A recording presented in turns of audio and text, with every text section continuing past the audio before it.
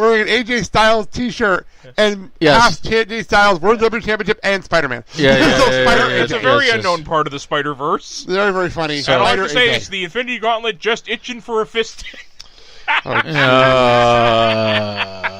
So, let's get back to my notes here. And in the crowd for our last panel, there were two ladies dressed up as Bill and Ted. Okay, we'll get to the last panel in a little bit. Okay. Let's get back to my notes in order. Get back in order. One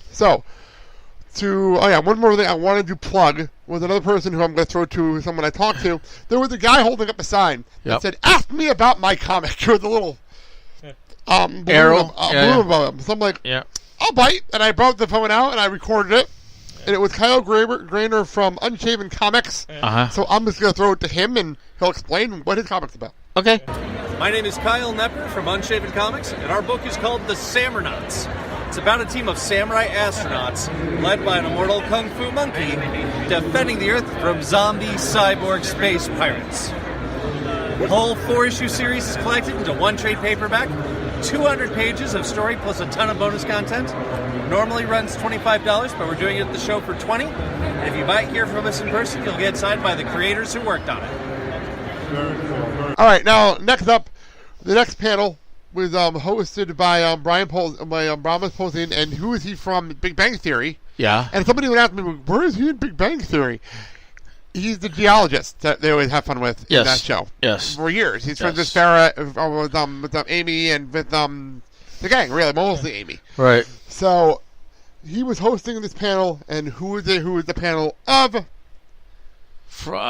Domino from Deadpool. Yes. Zazie Beetz. Zazie Beetz. Thank you. I was setting that up for one of you guys. I'm sorry. Thank you. Zazie Beetz. I'm just going to be honest here. Go ahead. I've not watched Deadpool, either movie. And I don't plan on it. It's not my thing. I know you guys are huge fans of these movies. Well, so I'll let you guys. What did you think of the panel? I'll start with you, Kyle. What did you think of the panel? I like Zazie Beetz. I think she's a sweetheart. I enjoyed the outfit. I thought that was pretty cool. Yeah. Well, she said she made the skirt. But the character she portrays in Deadpool 2 is kind of like a wise-ass, smack-talking, real... I guess you can say... Badass? Yeah, female badass. Whose power is actually luck. Luck. And basically, when she does things, it's within luck, like other people would do it and they wouldn't be successful. Yeah. She does it, and she successfully completes the task that she wants to do. Yeah. Which kind of like, they kind of offset.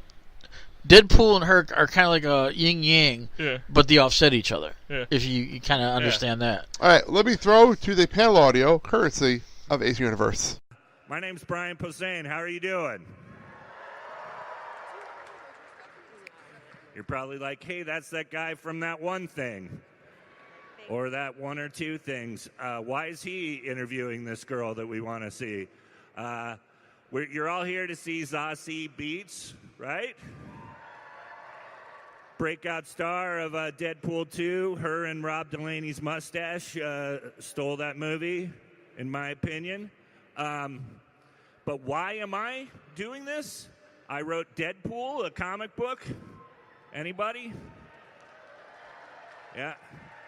I had Wade Wilson in my head for 3 years, so I think I'm a good person to do this.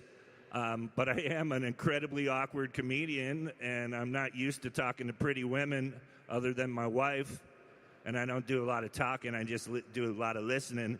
So I think that's mostly what I'm going to do here. I'm going to bring her on, and then we're going to open it up to questions from you guys in a little bit.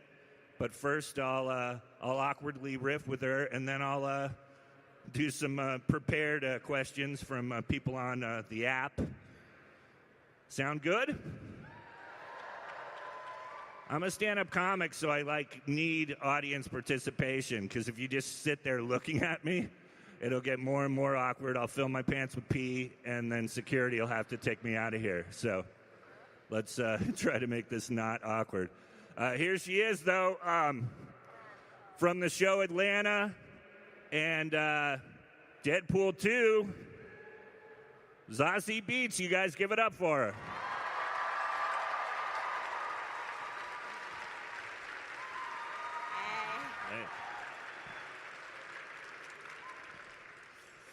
Hi, everyone. Thanks for coming out. So you said this is your second con. What was your first con? Yeah, this is my second con. The first one was, dear God, where was it? Did you do San Diego for when the movie came out? Yes, it was San Diego. But I didn't get to meet any fans, which is what I'm excited about for this one. Nice. Are you doing a signing too, or is this? I am. Oh, yeah. Cool. So yeah, that's the best part of these things. Yeah, I'm excited for that. I think you guys loved Domino and Deadpool 2. I'm guessing that's what brought you here. Yeah. So I don't know much about the process of you getting in, but I'm assuming, did you audition? Did you do, Yeah, I did. It was, first I had a meeting with Dave, the director, and halfway through, Ryan, popped in, and we talked for a bit. And usually those meetings are really just do we get along? Right. How's the energy? And then a few weeks later, I had a reading with Ryan and Dave. And did you know, when you did it, did you know that you got the part? Did you feel like you killed it? Or I thought I did okay. I kept. We did 3 different scenes, and I kept being I want to do it again. Yeah. And I kept. Felt insecure. I kept wanting to do it again and do it again. In the end, Right. Ryan was like, "It's okay, we're good." But I thought I did all right. And a few weeks later, Ryan texted me in the morning, and it was the first text I'd ever received from him, so I was like, this is suspicious. And then Right. later in the day, Dave and Ryan called me and told me I had booked it. Well, you had to know when he personally texted you. Yeah, I thought it would have been... You were in the at least top 2, or, yeah. Yeah, I think it would have been a little bit of a false reaching out if it hadn't been the case. Now, in the movie, I just watched it again. In the interview scene that when you're first joining the X-Force, that seems improvised. Is that true, or was that all that stuff written? Or it's partially the back improvised. and forth between you guys is so great. Yeah, that scene we had shot that scene, and then we ended up doing it again in the reshoots. And in the reshoots, we ended up incorporating bits of another scene that was cut out. Uh-huh. And there were parts of it that we loved so much that we threw it in. So it was a little bit puzzled together. And but then a good portion was also kind of just riffing off of each other, which those are always the best ones. So Right. you start kind of scripted, and as we got more comfortable, we sort of released that. And I think that's sort of the cut that ended up in the movie. Just as a viewer, that's it. When you're watching Ryan Reynolds and you, it seems like it didn't seem scripted. It seemed supernatural, and I loved Thank those you. moments. I mean, Yeah, I think Ryan is really good at that, and Ryan is also really good at coming up with things off the cuff, which was why it was good having him around all the time, because he would always be writing alts for everyone, for himself, Right. for every person on set. And so, we always sort of were like, well, I don't really know any other options, and he'd throw one for you to try out. So, well, I think that's a big part of why those 2 movies have worked so well. Yeah. For sure. You always probably get this question. So, how familiar with the comic were you? Before everything, I wasn't. I didn't really know much at all. I mean, I had seen Deadpool, and I enjoyed the film a lot. I think it's such a unique take on this whole universe and on sort of the superhero genre, and I love how aware it is of itself, and including the audience in the narrative. I think Right. that's so smart. Breaking the fourth wall, and Yeah. But I mean, obviously, after just initial meetings and just kind of engaging just with the audition, I started. I picked up a bunch of comics. I remember I went to a comic book store and I was asking the guy working there a bunch of questions, and he was like, "Why are you so curious about Domino?" I was like, "I have a school project." Then did he blog about it right away? Yeah. But so he gave me a bunch of stuff, and because it's such a huge world, I kind of didn't really know where to start. That's And it would be tough for sure. Yeah, I picked through some, and I looked online. Your Domino is kind of your own too. I mean, they I know. definitely. Now, do you want to talk about that? Like, so I think initially some fans were freaking out that it was going to be so different. Yeah, and I also understood that. I mean, I think about my own kind of associations I have with my characters I loved in my childhood, and you definitely, particularly visually, have an image that you're attached to, and so I understood that part. But anybody who would see the movie and still be mad at your casting, I don't understand them, because you completely, made that role yours. Thank you. I appreciate that. Thank you. Yeah. See, I have to go back to the audience because I get nervous without the audience participation. But I think I also, I get if you feel, or if people have felt detached from my version. I more balk at if people become rude online or something like that. But I have to say it hasn't been too much of an issue. So I've been great. I've been blessed well, that's good in that to know. department. Yeah. I hope the nerds take it easy on you, because I think you're awesome. I'm going to go to the prepared questions. They're actually from the app, if I can get this to... What kind of app? No, the Ace. The Ace Comic-Con app. Is it here? Of course. Do you need to know password? No. Yeah, there we go. Okay. God, I'm an idiot. She hit it once and it works. From Sarah Musada from Lansing, Illinois. Do you have a luck charm? And if you do, what is it, if you don't mind sharing? One thing comes to mind. I have a necklace that I am not wearing right now. But I bought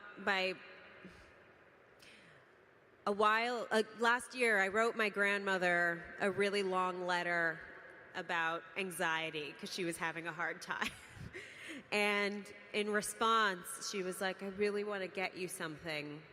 And it was, she bought me this gold chain that was from Venice. And Venice is a place that means a lot to me. And I bought these two charms, a T and an M for Tom and Michelle. Venice, Italy, parents. or Venice, California?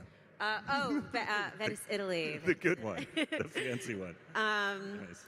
And I bought two little initials with it, T and M, which are Tom and Michelle, which are my mom and dad. And I wear that a lot and carry that with me. But that's rather new, I suppose. So, cool. But I'm rather unattached to items, I have to say. Nice. It's both good and bad because I break everything. But well, I'll get back into these questions. But for me, I was wondering about how much prep was there for the stunts, and how much time before you guys actually shot were you? It was rehearsing and doing that kind of stuff. A lot. Yeah. Or a lot for me. I don't really work out much. Yeah, was that the first time you've done big action scenes? Yeah. So in Atlanta, you're not doing a lot of flipping around and kicking the shit out of people, or? Well, not too much. I mean, there are a lot of scenes in bed, which I was so grateful for after Deadpool. I was really looking forward to the pajama and pillow situation. Nice. But for Deadpool, so we started shooting end of June. I didn't get to action until end of July, and I started training beginning of May. So for the month of May, I did an hour, 5 days a week, and then in June, I did 4 hours a day, 5 days a week, and then we started shooting, and so on shoot days, sometimes I'd fit in a workout, sometimes I didn't, but then on the off days, I would work out. Up until and through the shoot. So they also had to keep adjusting my suit because my body kept changing. Right. So every few weeks, they'd kind of I want to say cinch something in, but nice. Your muscles. Well, I feel like my butt got harder. It wasn't as. I've heard that happens if you use it. Yeah. Or getting it on was a 2 to 3 person job. Nice. But it was really hard, and I abruptly stopped at the end. Stopped working out as soon as you were done. I stopped working out. But it's hard. I think it's interesting to me when people who are really work out are it's addictive. I really didn't find it addictive at all. I was very, very, very miserable. But I think it's... You can tell I'm totally addicted to sit-ups.